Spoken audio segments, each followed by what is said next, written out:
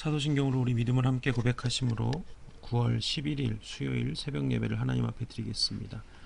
전능하사 천지를 만드신 하나님 아버지를 내가 믿사오며 그 외아들 우리 주 예수 그리스도를 믿사오니 이는 성령으로 잉태하사 동정녀 마리아에게 나시고 본디오 빌라도에게 고난을 받으사 십자가에 못 박혀 죽으시고 장사한 지 사흘 만에 죽은 자 가운데서 다시 살아나시며 하늘에 오르사 전능하신 하나님 우편에 앉아 계시다가 저리로서 산자와 죽은 자를 심판하러 오시리라.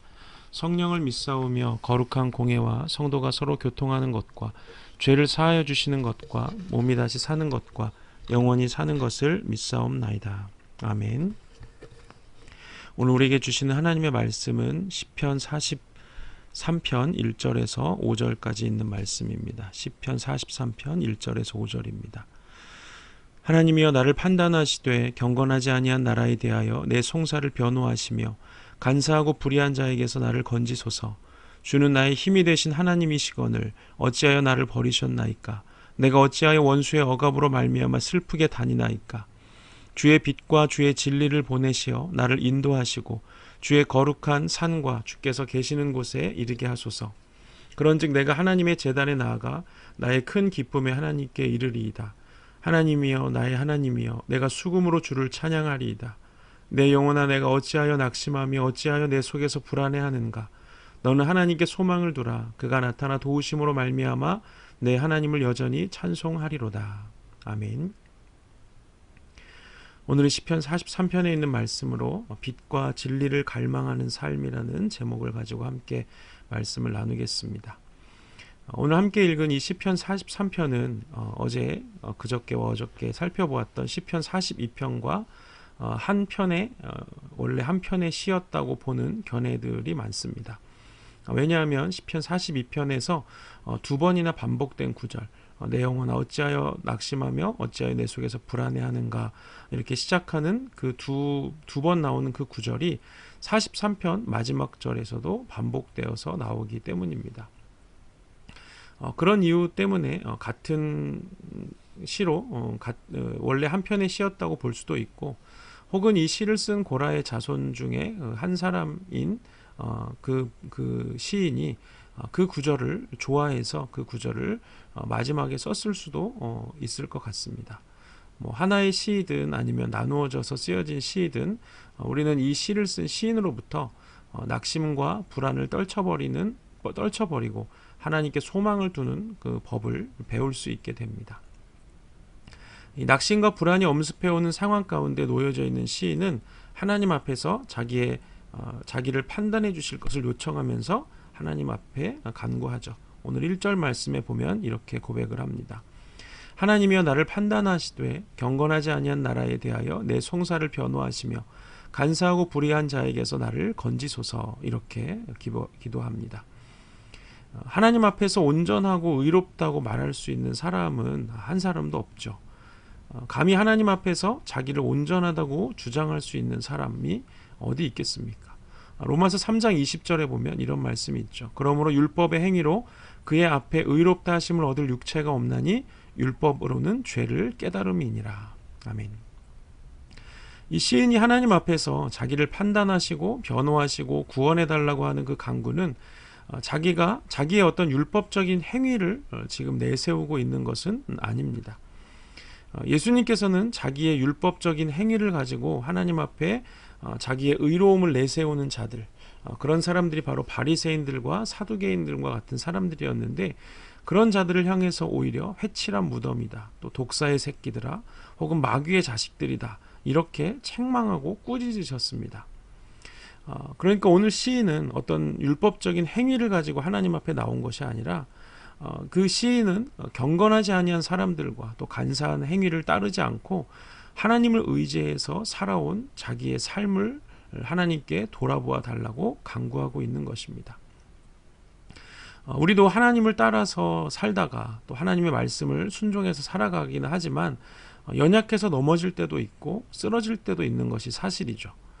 그러나 성경은 자녀된 우리를 예수님께서 변호해 주신다고 말씀하십니다. 요한 1서 2장 1절에 보면, 나의 자녀들아, 내가 이것을 너희에게 씀은 너희로 죄를 범하지 않게 하려 함이라.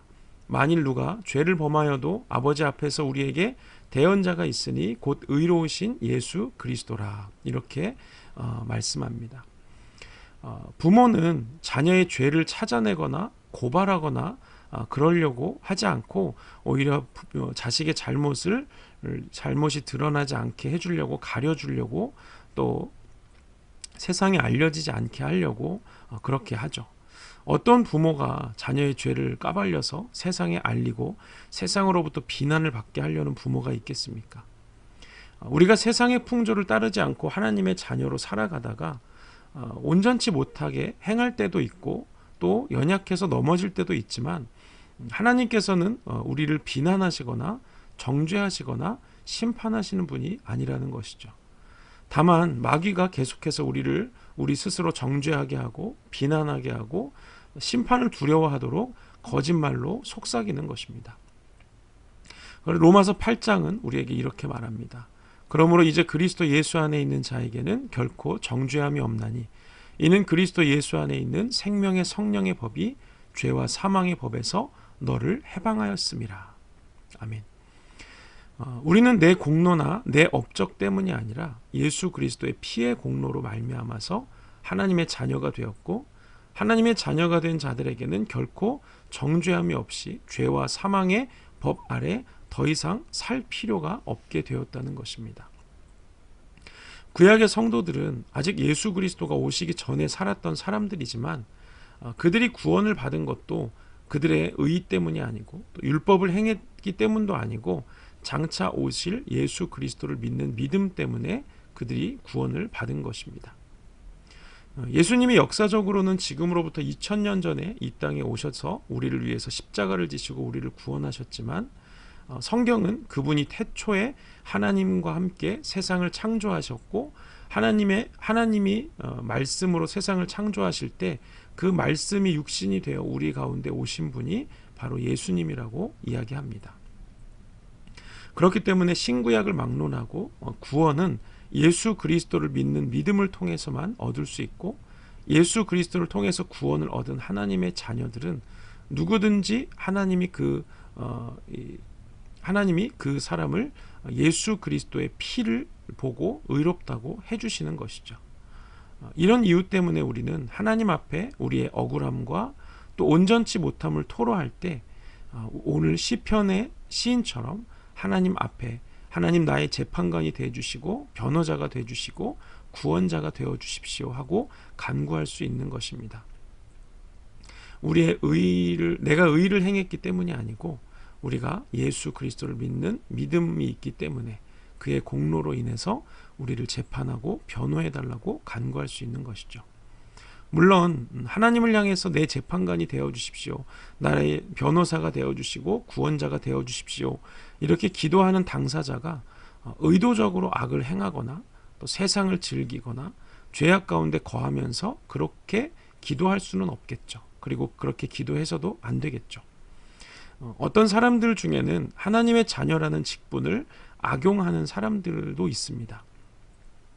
세상에서 마음대로 살다가 예배드리러 예배당에 와서 자기가 지은 죄에 대해서 회개하고 용서해달라고 하면서 또 그렇게 용서를 받으면 내가 다시 세상에 가서 마음껏 죄를 지을 수 있겠구나, 마치 죄를 지을 수 있는 자유이용권을 받은 것처럼 홀가분한 마음으로 가서 다시 죄를 짓고 와서 또 예배드리러 와서는 용서를 구하는 그런 식으로 이 하나님의 자녀라는 그 권리를 이용해서는 안 된다는 것이죠.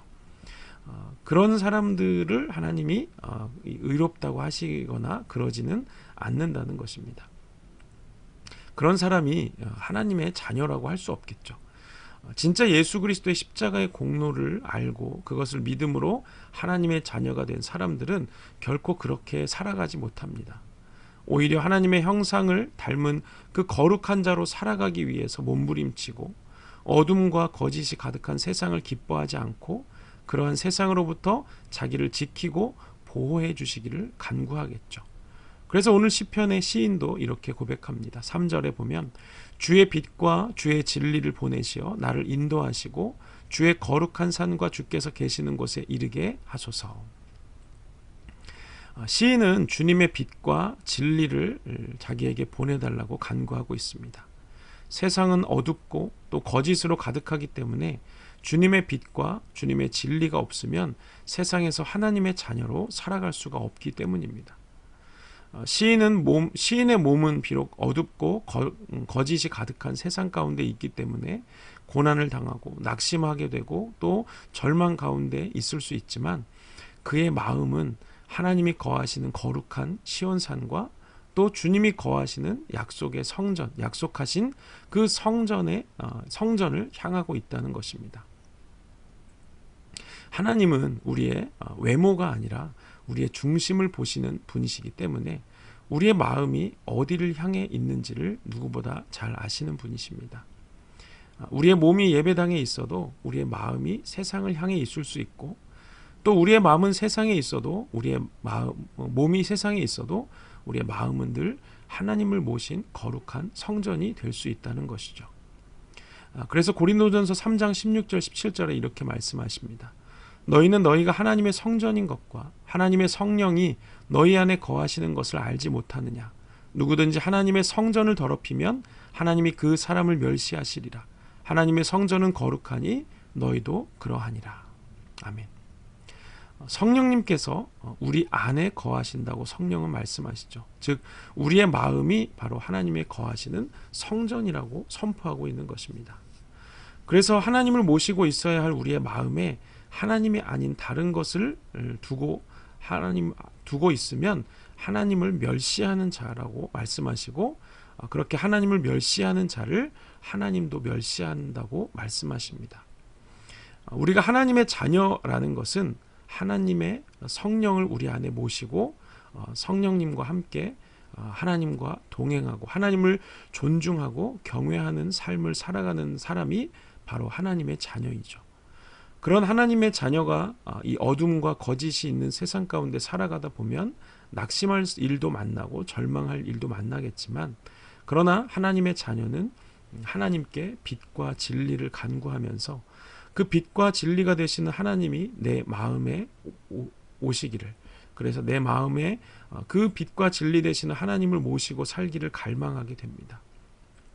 그래서 하나님께서 자녀 삼으신 우리를 항상 지키시고 보호하시고 인도하실 것을 믿으며 살아가는 것이죠. 그렇게 시인이 낙심과 절망 가운데 있기는 하지만 그의 마음에는 하나님을 향한 갈망으로 가득하여서 이렇게 고백하는 것을 보게 됩니다. 4절에 그런즉 내가 하나님의 제단에 나아가 나의 큰 기쁨의 하나님께 이르리이다.